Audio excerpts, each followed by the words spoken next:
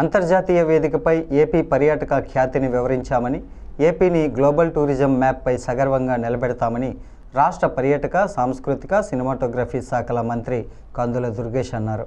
మంత్రి దుర్గేష్ సారథ్యంలోని బృందం లండన్లో బిజీగా గడిపింది. లండన్లోని ఎక్సెల్ లండన్ వేదికగా నవంబర్ 4 నుంచి 6 వరకు జరుగుతున్న వరల్డ్ ట్రావెల్ మార్కెట్ 2025 ఎగ్జిబిషన్లో మంత్రి కందుల దుర్గేష్, పర్యాటక శాఖ ప్రత్యేక కార్యదర్శి అజయ్ జైన్లు పాల్గొని రాష్ట్ర పర్యాటక వాణిని వినిపించారు.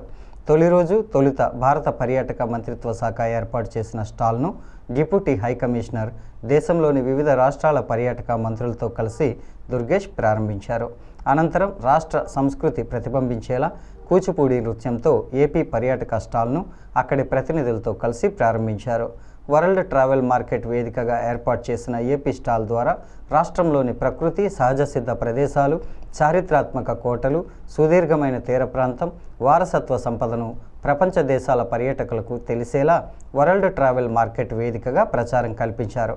ఏపీ స్టాల్కు వచ్చిన అంతర్జాతీయ ప్రతినిధులకు ఏపీ సంస్కృతి ప్రతిబింబించేలా కూచిపూడి నృత్యంతో స్వాగతం పలికి అరకు కాఫీని అందజేశారు.